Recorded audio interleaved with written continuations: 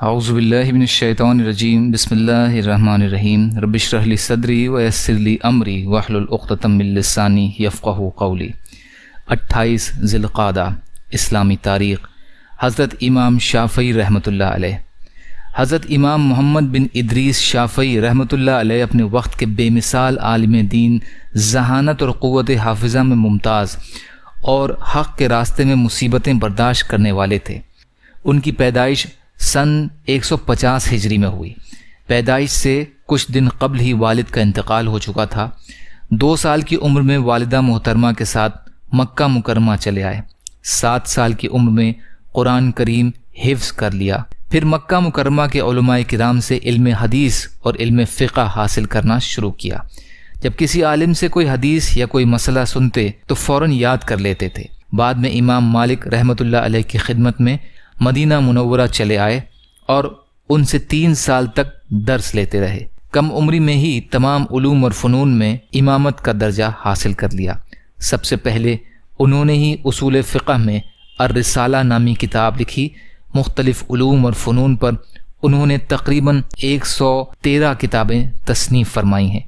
ان کی مقبولیت اور محبوبیت کا یہ عالم تھا کہ جب وہ عراق سے منتقل ہو کر مصر آئے تو شام اور یمن اور عراق اور دیگر اطراف سے علماء کی بڑی جماعت ان کی خدمت میں حاضر ہوتی اور استفادہ کرتی تھی۔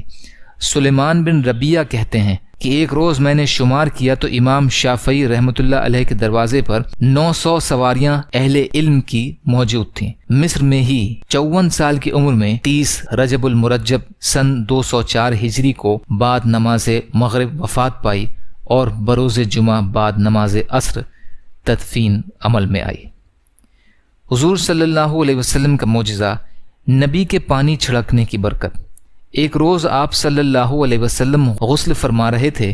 اسی دوران آپ صلی اللہ علیہ وسلم کی ربیبہ بیٹی زینب بنت ابی سلمہ رضی اللہ تعالی عنہا تشریف لائیں۔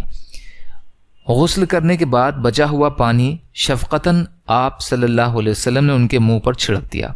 اس کا اثر یہ ہوا کہ حضرت زینب رضی اللہ تعالی عنہا کے چہرے پر بوڑھاپے تک جوانی کی تازگی باقی رہی۔ الاستیعاب کی حدیث ہے یہ۔ نوٹ: بیوی کے پہلے شوہر کی بیٹی کو ربیبہ کہتے ہیں۔ ایک فرض کے بارے میں حلال پیشہ اختیار کرنا۔ رسول اللہ صلی اللہ علیہ وسلم نے فرمایا، اللہ کے حقوق اور فرائض کے بعد حلال روزی کمانا بھی فرض ہے۔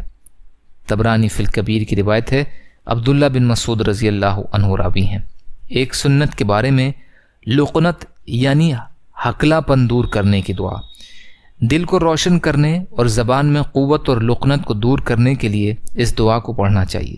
رب اشرح لی صدری ویسر لی امری واحلل عقدۃ من لسانی یفقہوا قولی۔ اے میرے رب، تو میرے سینے کو کھول دے اور میرے کام کو آسان کر دے اور میری زبان کی گرہ کھول دے تاکہ لوگ میری بات سمجھ سکیں۔ سورہ طٰہٰ کی آیتوں کا ترجمہ۔ ایک اہم عمل کی فضیلت، حج گناہوں کو مٹانے کا ذریعہ۔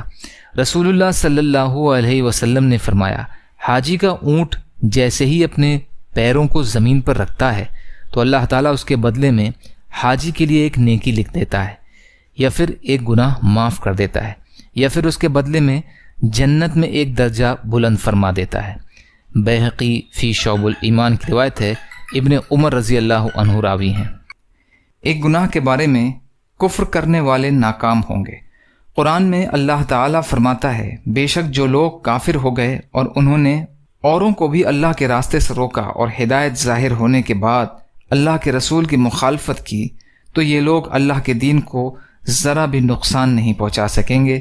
اللہ تعالیٰ ان کے تمام اعمال کو برباد کر دے گا۔ سورہ محمد کی آیت کا ترجمہ ہے۔ آخرت کے بارے میں، جنت میں سب سے افضل مقام۔ رسول اللہ صلی اللہ علیہ وسلم نے فرمایا، جب تم اللہ تعالیٰ سے سوال کرو تو جنت الفردوس کا سوال کیا کرو، کیونکہ وہ جنت کا سب سے افضل اور بلند درجہ ہے اور اس کے اوپر رحمان کا عرش ہے اور اسی سے جنت کی نہریں نکلتی ہیں۔ بخاری کی روایت ہے۔ ابو ہریرہ رضی اللہ تعالیٰ عنہ راوی ہیں۔ طب نبوی سے علاج، ناشپاتی سے دل کا علاج۔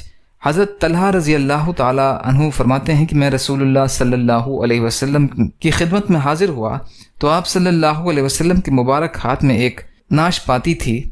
پھر آپ صلی اللہ علیہ وسلم نے فرمایا طلحہ اسے لو کیونکہ یہ دل کو سکون پہنچاتا ہے۔ ابن ماجہ کی روایت ہے۔ نبی صلی اللہ علیہ وسلم کی نصیحت۔